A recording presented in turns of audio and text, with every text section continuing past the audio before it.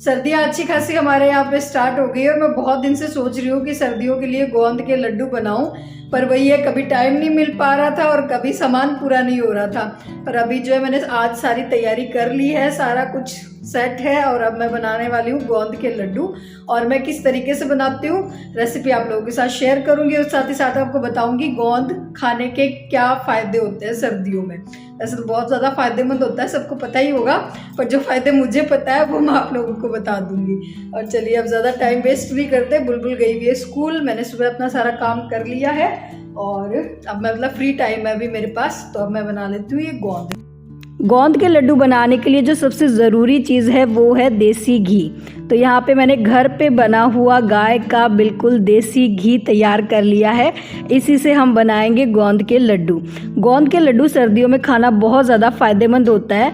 गोंद के लड्डू इम्यूनिटी को बूस्ट करते हैं, कमज़ोरी दूर करते हैं, हड्डियों को मजबूत करते हैं और अगर किसी को जोड़ों के दर्द की शिकायत हो तो वो भी गोंद के लड्डू खाने से ठीक होती है। आँखों के लिए बहुत ज़्यादा फ़ायदेमंद होते हैं, मतलब 100 बात की एक बात कि सर्दियों में गोंद खाना हमारी सेहत के लिए बहुत ज़्यादा फ़ायदेमंद होता है। तो चलिए अब टाइम वेस्ट नहीं करते, फटाफट बनाना शुरू करते हैं। तो सारी चीज़ें जो है वो मैं मेज़रमेंट करके ही ले रही हूँ, मतलब नाप तौल की चीज़ें लेंगे ताकि लड्डू जो है हमारे बिल्कुल परफेक्ट बने। तो यहाँ पर मैंने आधा किलो गेहूँ का आटा ले लिया है, ठीक है। और उसके बाद मैं चीनी नहीं डालूँगी, ये जो लड्डू मैं बनाऊँगी बिना चीनी के बनाने वाली हूँ, तो मैं देसी खांड का और इस्तेमाल करूँगी ये लड्डू बनाने में, क्योंकि चीनी फ़ायदेमंद नहीं होती सेहत के लिए, तो मैं खांड डालूँगी। आप चाहो तो गुड़ भी डाल सकते हो और अगर आपकी चॉइस है आप चाहो तो चीनी भी डाल सकते हो। तो यहाँ पे मैंने देसी खांड ले ली है और साथ ही मैं ले रही हूँ यहाँ पे घी। तो घी जाएगा आधा किलो लड्डू में करीबन 350 ग्राम और सारी चीज़ें मैंने नाप ली है और ये बिल्कुल घर का बना हुआ देसी घी है।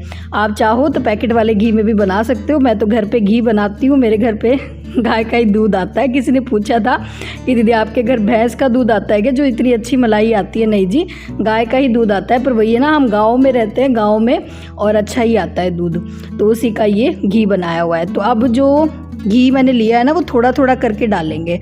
तो सबसे पहले जो घी था उसमें से मैंने थोड़ा सा घी ले लिया है और ये जो ड्राई फ्रूट्स मैंने लिए हैं इनको हम घी में भून लेंगे। तो ड्राई फ्रूट्स में मैं डाल रही हूँ बादाम और काजू। तो ड्राई फ्रूट्स आप अपनी टेस्ट के अकॉर्डिंग कितने भी डाल सकते हो, मतलब अगर आपको ज़्यादा पसंद है तो आप ज़्यादा डाल लेना, आपको थोड़े पसंद है तो थोड़े डाल लेना। तो इनको मैंने कोई नाप तोल के नहीं डाला है, ऐसे ही मैंने, और 2 मुट्ठी बादाम ले लिए हैं और थोड़े से मैंने काजू फ्राई कर लिए हैं।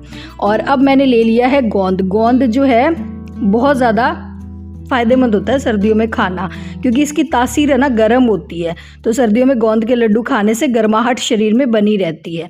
तो यहाँ पे मैंने गोंद ले लिया और इसको मैंने अच्छे से घी में फ्राई कर लिया है। थोड़ा थोड़ा करके फ्राई करना है, एक साथ सारे गोंद को फ्राई नहीं करना है। उसके बाद गैस को कर देना है ऑफ और जो आटा हमने लिया है ना वो घी में मिक्स कर देना है, ठीक है। क्योंकि घी बहुत ज़्यादा गर्म है ना, तो थोड़ा सा घी को ठंडा करके ही आटा मिक्स करना है। एक साथ गर्म घी में आटा नहीं डालना है, वरना आटा जो है जलने का डर रहता है। और उसके बाद जो घी बचा हुआ घी है ना वो थोड़ा थोड़ा करके और इस आटे में हमें मिक्स करना है। और थोड़ा सा मैं इसमें दे रही हूँ ये गर्म पानी का छींटा।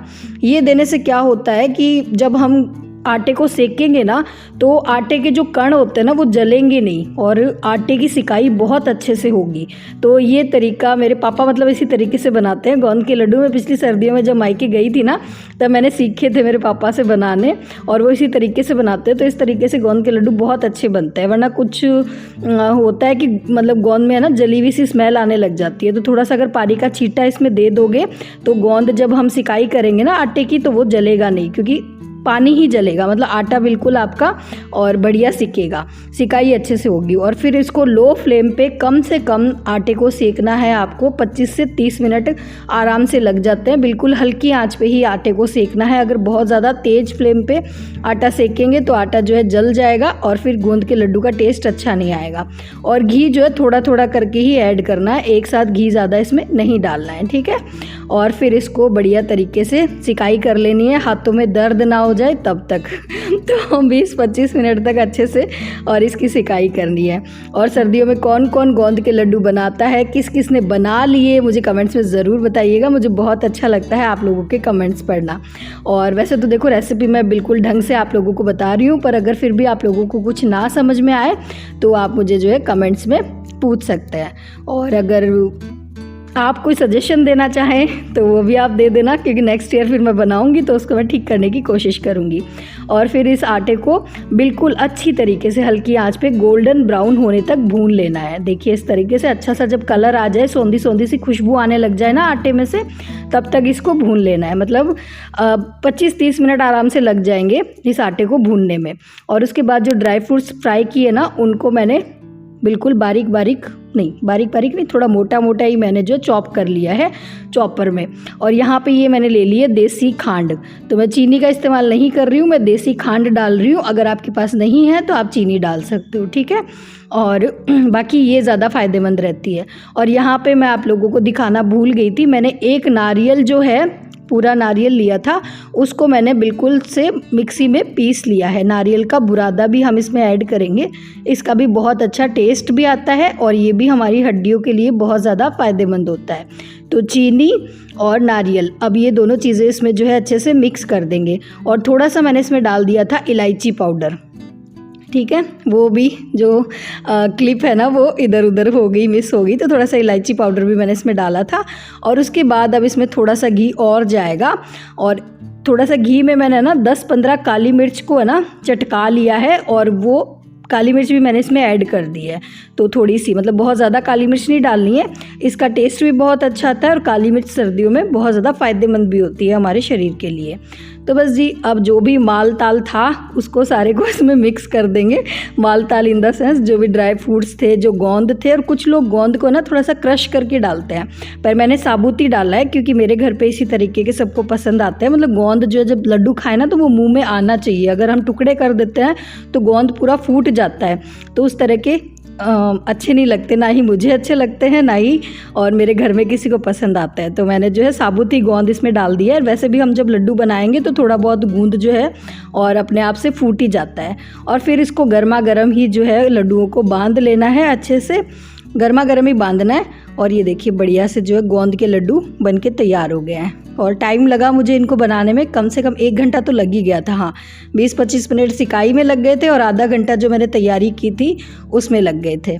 तो जी बस आज सर्दियों की तैयारी हो गई है पूरी। सर्दियों में ज़रूर खाने चाहिए, बहुत ज़्यादा फ़ायदेमंद रहते हैं।